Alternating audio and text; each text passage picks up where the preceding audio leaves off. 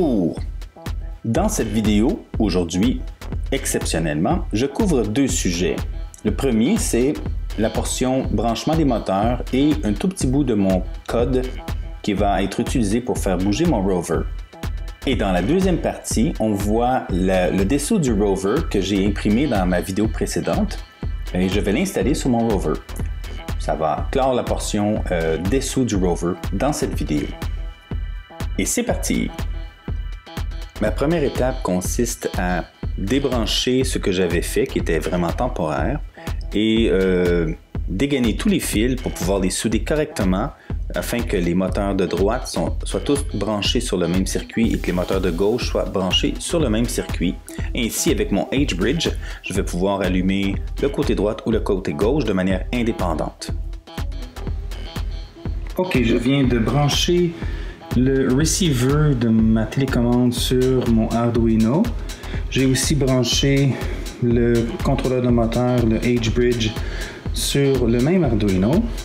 Et ici, on voit les 4 channels principaux de ma télécommande rentrer. Donc, si je bouge, disons, ce joystick, on voit que les chiffres passent de 0 au max. Et la dernière colonne, c'est le throttle. J'ai un petit programme bien simple qui fait juste lire et convertit en chiffres de 0 à 255 parce que la télécommande, elle envoie des signaux de 1000 à 2000. Fait que je dépasse de ce qui est 1000 à 2000 devient 0 à 255. Et quand je monte le throttle, ça fait bouger les moteurs de mon rover.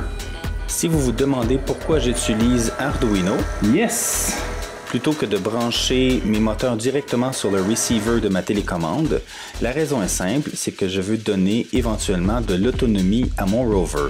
La télécommande va être là pour le télécommander en direct, mais éventuellement, je vais avoir un mode autonome avec des ping sensors et Arduino va me servir. Ici, on voit un test autonome avec la télécommande pour guider mon rover via le receiver et Arduino. C'est un premier test fonctionnel réussi. Prochaine étape, on prépare et on monte le dessous du rover que j'ai collé. Voyons voir comment cette pièce s'ajuste sur le rover.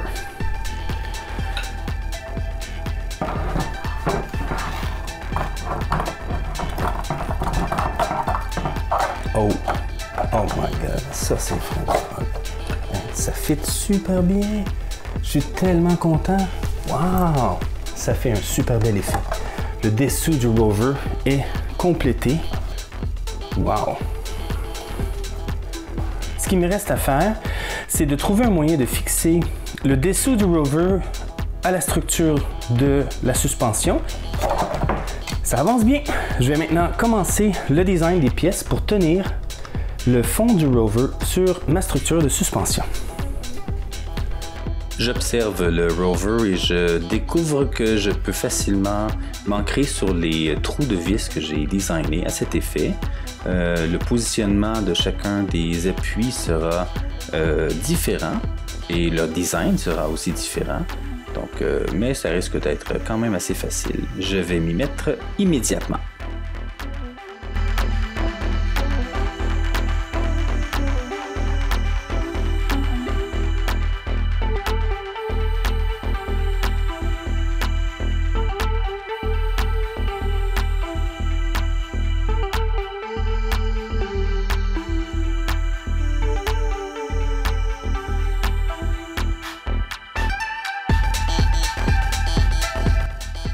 Je vous épargne la portion imprimante 3D et impression, nettoyage et tout et tout. Voici les pièces finales, prêtes à être installées sur le fond de mon rover.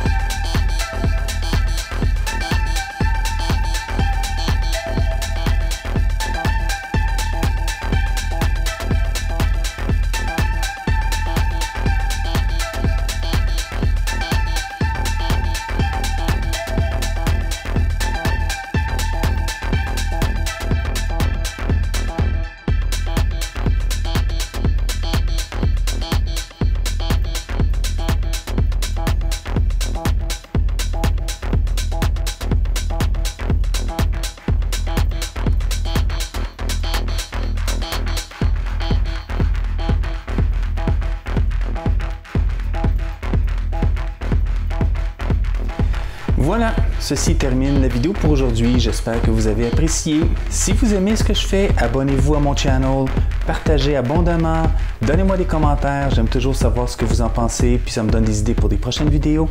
Et surtout, cliquez sur la petite cloche pour être averti lorsque je mets des nouveaux vidéos en ligne. Bye!